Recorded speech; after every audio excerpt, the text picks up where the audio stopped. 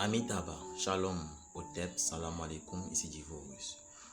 J'étais un peu absent ces jours-ci, mais bon, j'étais aussi en déplacement. C'est pas ça le but du sujet. Bref, je suis venu pour vous parler d'un sujet très important qui m'a été proposé plusieurs fois, dont j'ai toujours évité d'en parler, mais je pense qu'il est temps quand même de parler de cela. Il s'agit en fait du pouvoir de la mélanine, du soleil et aussi des émotions en fait. Voilà. Mais c'est pas un enseignement trop spirituel, c'est un enseignement de vie que j'ai reçu et j'ai dû tirer certaines conclusions suite aux différentes personnes que j'ai rencontrées, généralement des vieillards ici en Afrique, et aussi suite à mon évolution sur le plan spirituel. Voilà.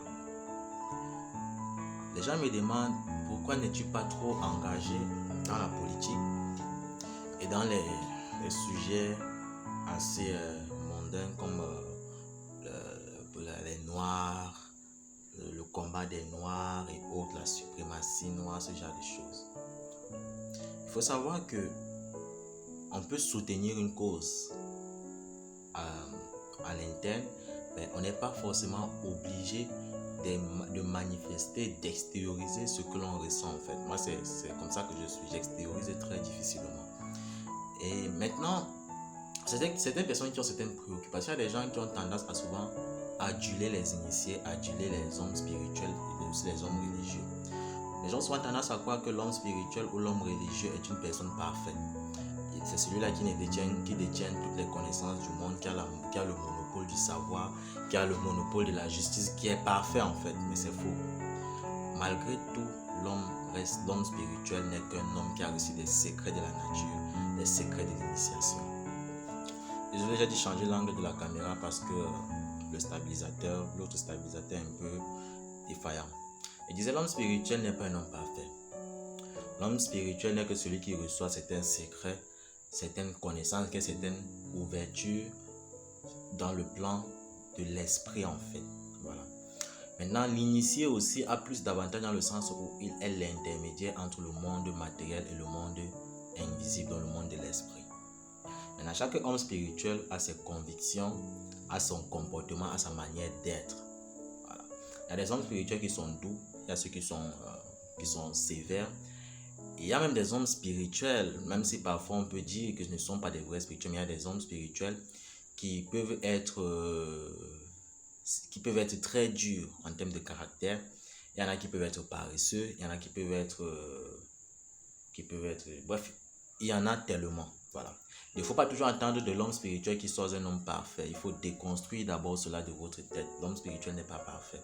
L'homme spirituel commet des péchés, l'homme spirituel commet des erreurs. Donc, il ne faudrait pas que quelqu'un vienne se placer devant vous et vous faire croire que non, il est l'homme parfait ou bien il est la femme parfaite et que parce qu'il est initié, il n'a pas de défaut en fait. Tout le monde a des défauts. Voilà. Parce que Dieu nous crée tous différemment. Maintenant, concernant le cas qui vient très, très souvent, il y a des gens qui m'envoient des vidéos, qui m'envoient des photos, qui soulèvent des thèmes, qui parlent de racisme, qui me disent Divorus, parle un peu de tout cela et tout. Bon. Pour commencer, avant d'entrer dans le sujet, il faut savoir que tous les peuples du monde ont pratiqué l'esclavage. Que ce soit les blancs, que ce soit les noirs, que ce soit les asiatiques, que ce soit les arabes, tous les peuples du monde ont pratiqué et ont subi l'esclavage. Parce que même l'Égypte antique, nos ancêtres qui descendent de l'Égypte antique, ont pratiqué l'esclavage. Donc, même les blancs aussi ont été des esclaves à une époque. Donc, il faut d'abord assimiler cela. De deux, quand on veut parfois dire quelque chose, il faut réfléchir sur, bon ça c'est mon point de vue, mais il faut réfléchir sur les conséquences des paroles que l'on est en train de prononcer. Et il faut aussi, même quand on veut agir, il faut réfléchir sur les conséquences de ces actes. Je me souviens d'un enseignement que j'avais reçu de ma mère, dont la deuxième femme de mon père. Alors c'était avant qu'elle décède, je crois que j'étais 1-2 ans avant qu'elle décède. Elle m'avait dit, elle avait les pouvoirs avec une voisine. Je lui avais dit, mais pourquoi tu n'insultes pas cette voisine dans ma jeunesse, mais pourquoi tu tu ne cherches pas à régler tes problèmes avec elle? Pourquoi tu ne hais pas en fait cette femme? Elle m'a dit quand j'avais accouché ta petite soeur, elle était venue à l'hôpital avec de la nourriture, elle s'est occupée de moi et tout. Donc, c'est pas parce qu'une personne t'a fait du bien c'est pas parce qu'une personne t'a fait du mal que tu vas prendre ce mal et à cause de ce mal effacer tout le bien que cette personne t'a fait. J'ai gardé ces paroles depuis ce jour jusqu'à maintenant. Pour dire quoi?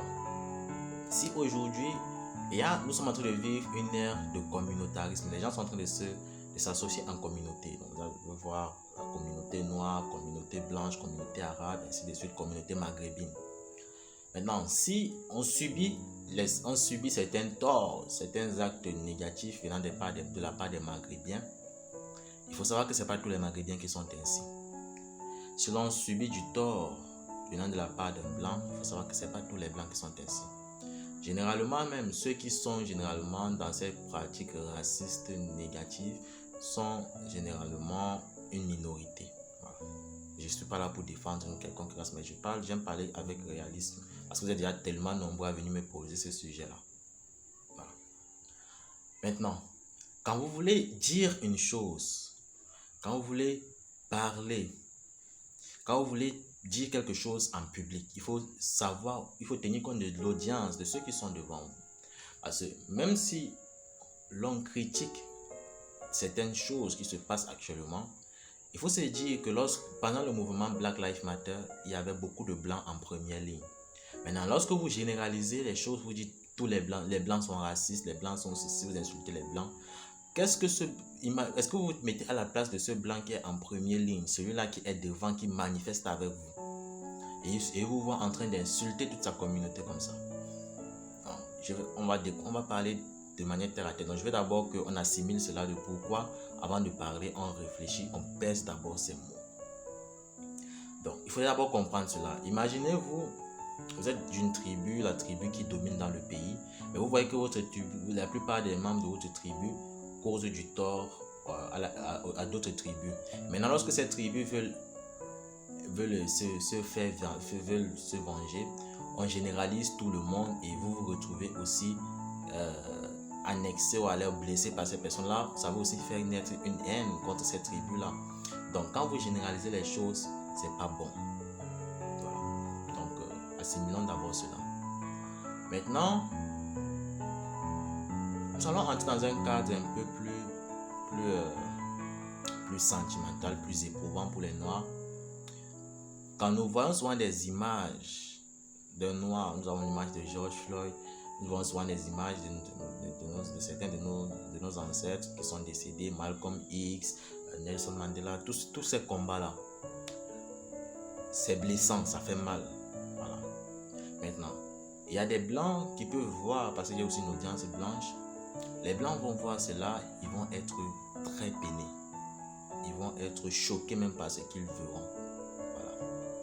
Maintenant, nous en tant que Noirs, ces genres d'images font naître en nous la colère. Là, je m'adresse maintenant aux autres communautés pour qu'ils comprennent que la réaction de certaines personnes ne peut être que certaines réactions de certains frères ne sont que naturelles, qui ne se sentent pas offensés, qui ne se sentent pas blessés en fait. Voilà. Maintenant, il faut savoir que ce n'est pas tout le monde qui a certaine maturité intellectuelle et spirituelle. Donc, quand le Noir voit ce genre d'image, c'est révoltant, ça fait naître la haine. Quand un Noir voit cette image de ce policier blanc qui a posé le genou sur le cou de George Floyd, il est révolté. Il a une haine contre tous les blancs. C'est un sentiment qui naît instinctivement, ça ne se contrôle pas. Parce que moi-même, je vous parle parce que quand je vois ce genre d'image, c'est ce que je ressens. Voilà. Maintenant, comment guérir de cela? C'est ça qu'il faut faire, c'est ça le plus important. Je parle à mes frères noirs maintenant. C'est ça le plus important. Comment guérir ces blessures? La race noire est très liée aux œuvres de l'esprit. La race noire est liée à la beauté, à l'art, à ce qui est beau. Vous allez voir même les pyramides que nos ancêtres ont construites. Vous allez même voir dans les hiéroglyphes, vous allez voir les traces même de maquillage, parce que le maquillage est même né en Afrique. Voilà. Les premiers maquillages, vous allez voir les tresses, les décorations avec les cauris, les décorations des maisons, les statuettes. Donc vous vous rendez compte que l'homme noir est lié au beau, à la beauté, à l'art, à l'esprit. Quand on parle de la transmutation, là je vous entends dans un enseignement rosicrucien, voilà, dans l'enseignement de la rose croix d'or. Quand on parle de l'alchimie, la vraie alchimie, c'est celle-là qui consiste à transformer des énergies négatives en énergies positives. Quand on vous dit transformer le plomb en or, c'est pas quelque chose qui se fait physiquement, c'est ce qui se fait en vous. Transformer vos émotions, votre esprit qui est négatif, qui est impur, à un esprit pur, à des émotions bonnes, à des émotions pures et bénéfiques en fait. Comment faire cela? Se retourner vers ce que l'on aime. Créer autour de nous le beau, la beauté. C'est quelque chose que les Noirs ont toujours pratiqué et qu'ils pratiquent toujours. Quand il y a des deuils dans la culture noire, on chante pour faire disparaître la peine. On danse pour oublier la peine de la disparition de la personne qui est couchée. Quand il y a une cérémonie de mariage, on chante, on danse pour non seulement apporter la joie dans le cœur des personnes qui sont en train de s'unir et aussi consoler les deux familles qui sont en train de perdre les enfants. Parce que lorsque une fille quitte sa famille et qu'un homme quitte aussi sa famille pour aller épouser, pour aller se marier, cette famille perd cette personne en partie parce que la mère de l'homme ne recevra plus autant qu'elle recevait de son fils. Tout comme la mère de la fille n'aura plus sa fille pour l'aider dans certaines tâches.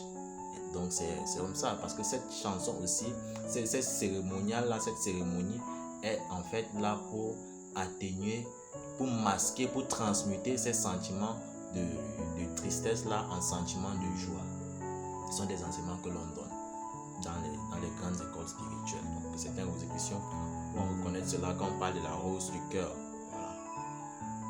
Maintenant,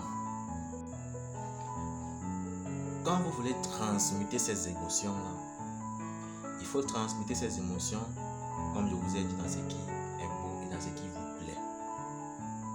La plupart des Africains de nos jours se sont détournés de leur essence. Et cela, c'est généralement à cause des religions. Mais quand vous vous détournez de cela, vous perdez beaucoup sur le plan spirituel. Parce que vous allez entendre, par exemple, dans certains enseignements religieux, on vous dira, comme peut-être en islam, le dessin est haram. Les représentations des statuettes et autres, c'est haram, donc ce qui veut dire interdit. Dans la notion africaine, l'homme noir est un artiste dans l'âme. Parce que l'homme noir, dans sa manière de communiquer, c'est par l'art en fait que l'homme noir communique. Il y a eu plusieurs, vous ne vous êtes jamais demandé comment se faisait-il que il y avait plusieurs peuples en Afrique qui parlaient des langues différentes, mais ils arrivaient à communiquer. Comment est-ce qu'ils le faisaient? Ils communiquaient par l'art. Et vous allez vous rendre compte aussi que les arts des différents peuples en Afrique se ressemblent. Donc, vous n'allez pas voir dans un pays africain où on va vous dire le kori, c'est pour désigner les esclaves. Dans notre pays, on va vous dire non, le kori, c'est pour désigner les rois. C'est la même chose partout. Voilà. Donc, par l'art, on communique. Par l'art, on peut extérioriser ce que l'on ressent à l'intérieur de nous. Donc, faire naître du beau, du mal en fait. Donc, par le mal, on sème le mal pour récolter quelque chose de beau.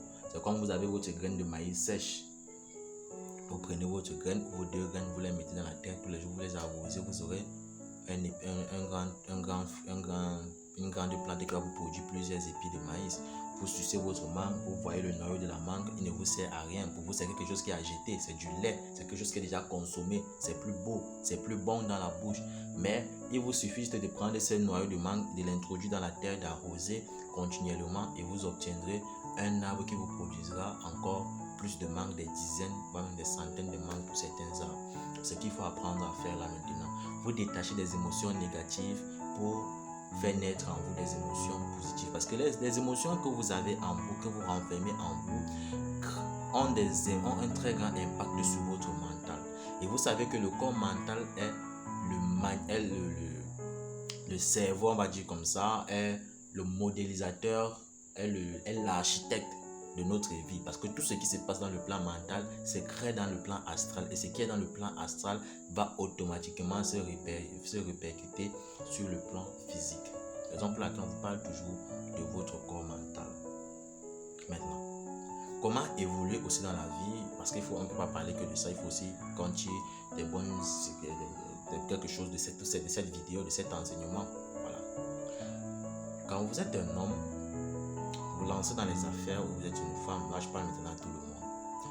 Vous avez déjà eu cette capacité de transmuter vos émotions afin qu'ils n'impactent plus négativement sur votre plan, sur votre corps mental. Quand vous tournez vers la spiritualité, éloignez-vous des pratiques un peu trop, on va dire, trop flagrantes. La vraie spiritualité, c'est pas ça. Certaines personnes sont allées dans des grands cercles ésotériques, que ce soit la Rose Croix à mort, qui est hautement spirituelle, qui est hautement mystique. Je parle de ce que je connais.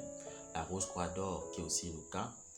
Ou quand vous avez même eu accès à des livres comme la Rosa Mystica, des livres qui sont typiquement réservés à certaines personnes qui sont à un certain niveau de la Rose Croix d'Or. Donc si tu ne connais pas, tu ne peux pas dire des choses comme ça.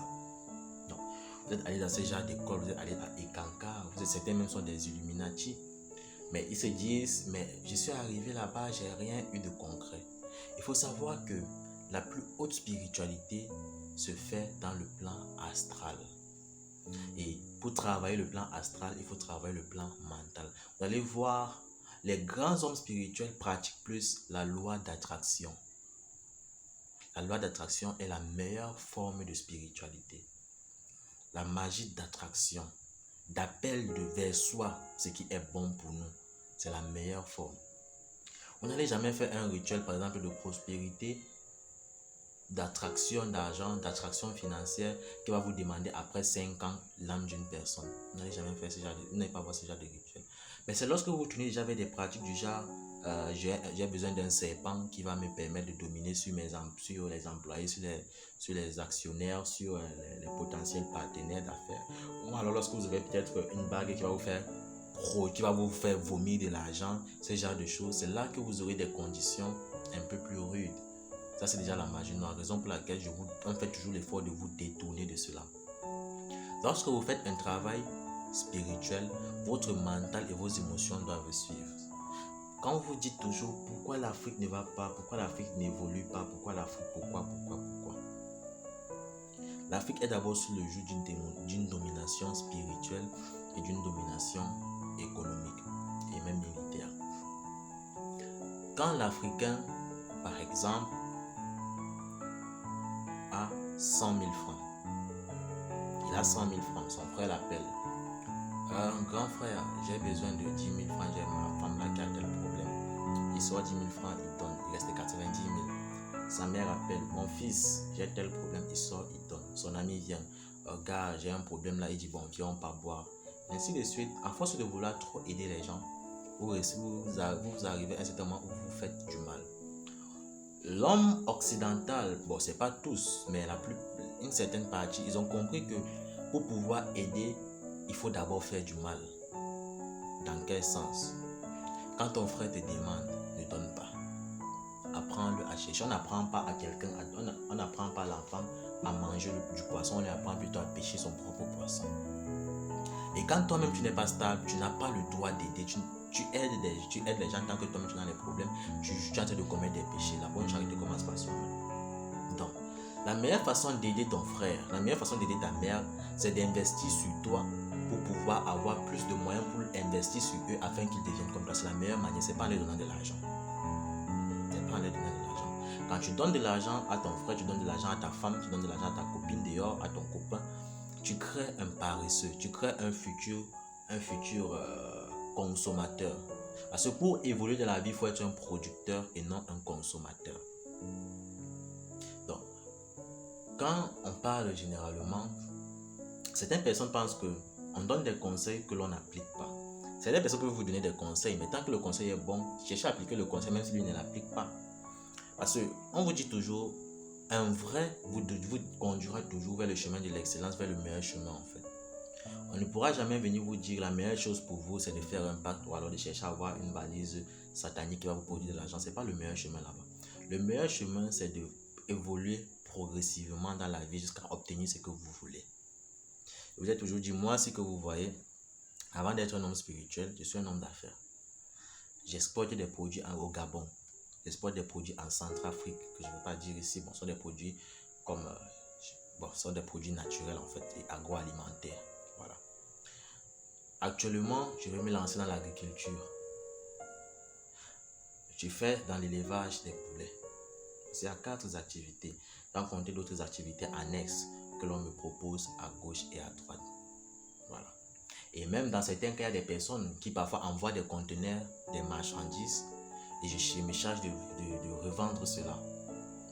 Voilà. Et en même temps aussi, je fais dans certains cas, dans la livraison des champagnes pour certaines cérémonies. Certaines personnes ne le savent pas. Quand il y a certaines cérémonies, bon, il est bien vrai, j'ai déjà délégué ça à mon frère, mais avant qu'il y ait certaines cérémonies, je me chargeais de livrer des boissons, que ce soit champagne, vin et autres. C'est moi qui m'occupais. Je sais quoi, avoir des commandes de 800 000 francs pour une cérémonie. Je livrais parfois 2-3 millions. Donc, avant d'être non spirituel, il y a d'abord des activités que l'on mène. Maintenant, quand vous vivez, il faut comprendre que lorsque vous faites un travail spirituel, ce travail doit s'accompagner des activités, des actions physiques. Parce que l'esprit accompagne le matériel, l'esprit accompagne le corps. Vous êtes là, vous avez tous des esprits. Vous avez votre corps astral et autres. Supposons même qu'on vous apprend tous à faire le voyage astral. Vous sortez, vous pouvez aller à Paris, vous pouvez faire tout ce que vous voulez, c'est bien beau. Mais est-ce que vous allez alors pouvoir vous épanouir? Non. Vous ne pourrez pas vous épanouir. Parce qu'il faudra toujours que votre corps physique puisse accompagner ça, parce que le plaisir, c'est le corps physique qui donne le plaisir, en fait, le plaisir charnel, que ce soit le plaisir du rapport sexuel, que ce soit le plaisir de l'alimentation, le plaisir de la boisson, le plaisir de danser. C'est le corps physique qui accompagne cela. Donc, pour avoir le bonheur, il faut que tout soit aligné, tout soit en adéquation en vous. Vos émotions, votre corps mental, votre corps spirituel en général, votre corps physique. Maintenant, le corps physique, lui, quand vous faites des rituels spirituels, des travaux spirituels, c'est sur vos corps subtils. On vous dit souvent, il faut organiser vos chakras, il faut purifier vos auras, il faut. Tout cela se place dans le plan astral. Vous faites un rituel, par exemple, comme une maman était venue chez moi, elle fait un rituel et voir comment une femme vient lui verser de l'or au sol. Elle lui a dit, prends autant que tu veux. La femme lui a dit, prends autant que tu veux. La femme lui a donné des parfums. Elle lui a dit, je parfume ton corps afin que les hommes courent vers toi. Les hommes tombent devant toi comme des mouches. Maintenant, cette femme en question, elle rentre et se couche. Non, j'ai déjà fait le travail. Je dis, oh oui, je me couche. Ma vie, je vais devenir milliardaire. Tu vas devenir milliardaire comment tant que tu ne travailles pas? Et attendez, c'est pas tout, parce qu'il faut que je vous parle de cette histoire. Quelques semaines après, elle est abordée par un colonel. C'est une femme assez âgée, elle est abordée par un colonel. Le colonel lui fait la cour et tout. Elle dit, le colonel, il est trop vieux. Elle dit, bon, pour toi, le colonel est trop vieux. Ok. Ils vont séquer sur le divin, va t'amener d'autres personnes, parce que tu vois trois qu'on t'amène.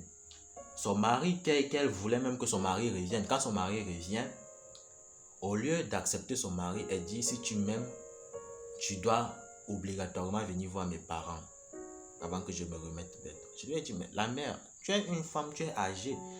Laisse d'abord ton mari revenir, ensuite tu vas l'amener chez tes parents naturellement, tout doucement. C'est pas parce qu'on a fait un travail spirituel que tu vois quoi qu'on l'a zombifié.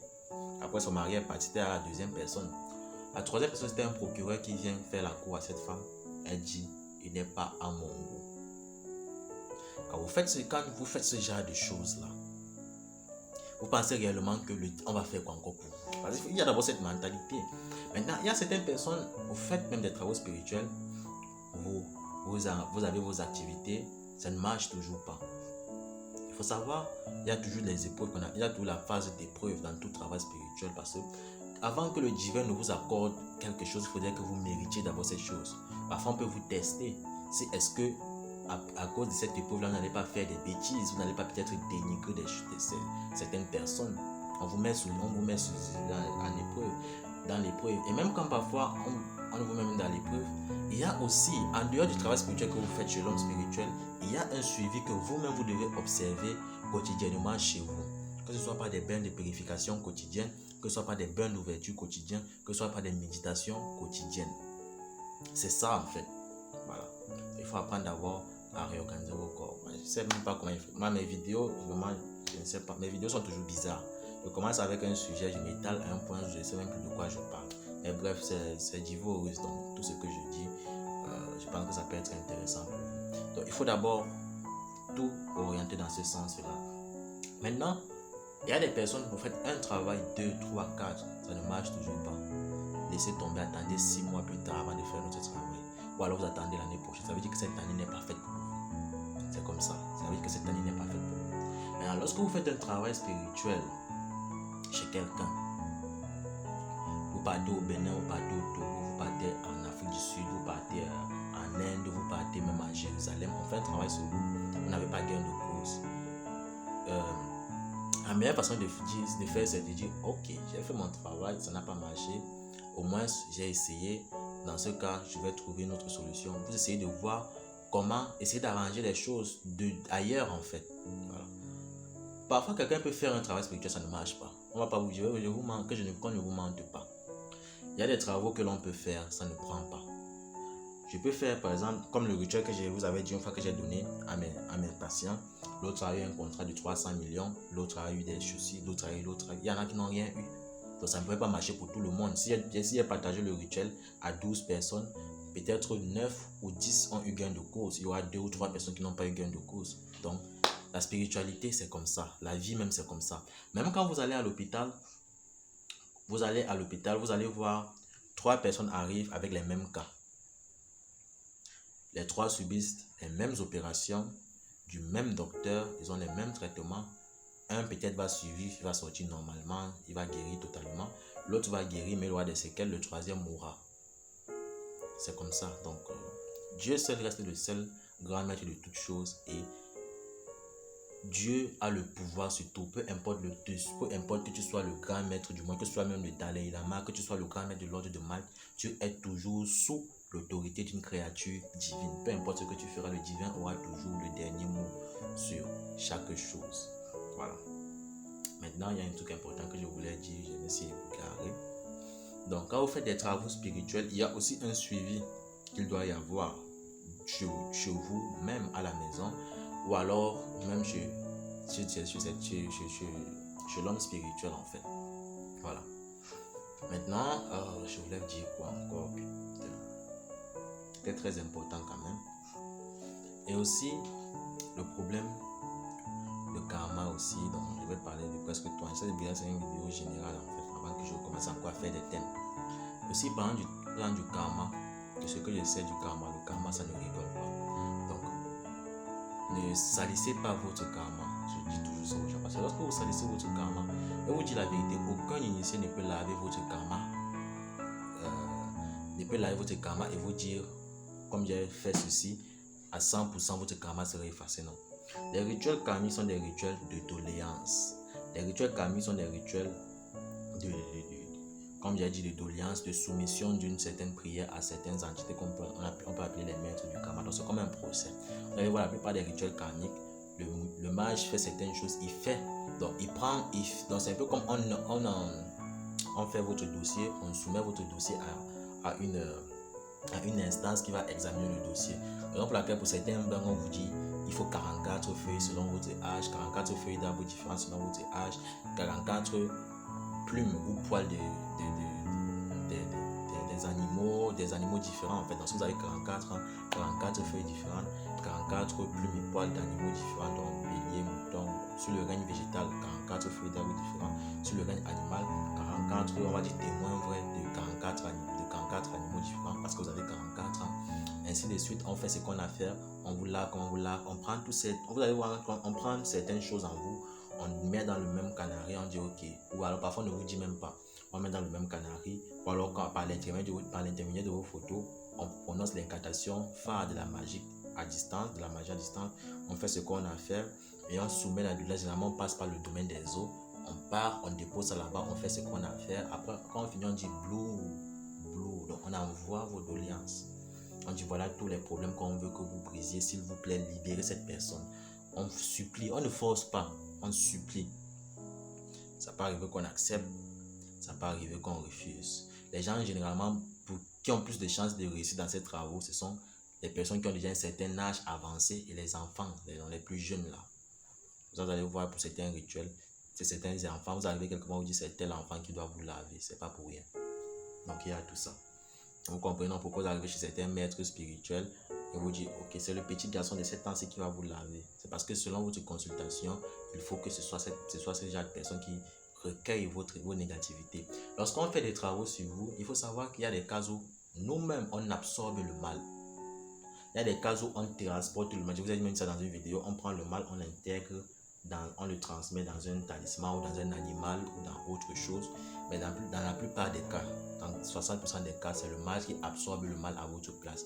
Généralement, les cas de maladie, c'est généralement le mal qui absorbe le mal. Raison pour laquelle on refuse certains cas. Quelqu'un peut venir là, pour ceux qui veulent se faire initier. Oh mon fils, j'ai mal au pied, pardon, aide-moi. Tu fais ton travail et tu absorbes ce mal. Toi-même, ton pied commence à guérir. Tu ne sais pas d'où ce mal venait. Tu te rends compte que tu ne peux pas te guérir. Donc, il faut que quelqu'un d'autre absorbe cela. Parce qu'il y a des mots qui sont transmis de chair humaine à chair humaine, en fait. Voilà. Donc, Amitabha, donc je vais m'arrêter là aujourd'hui. Amitabha ou Shalom Hotep, Salam Alaikum, c'était Divorce. Je vais vous faire des vidéos, des rituels aussi, ou alors j'ai des audios, je peux vous balancer même ces audios là, je fais un montage, je vous balance des audios et vous écoutez. Concernant le volume des vidéos, quand il n'y a pas un fort volume, c'est parce que je parle doucement. À force de souvent faire certains travaux, ça fait mal à la gorge, voilà. Comme là actuellement, je pense que de parler doucement parce que je ne peux pas parler fort. Si je commence à parler fort, je vais devoir tousser. Je ne peux pas tousser dans mes vidéos, donc vous allez faire l'effort vous allez vous débrouiller avec ça comme ça. Donc, Amitabha, Shalom, Hotep, Salam Alaikum, c'était Divin Maurice. Abonnez-vous, likez, partagez, activez la cloche de notification.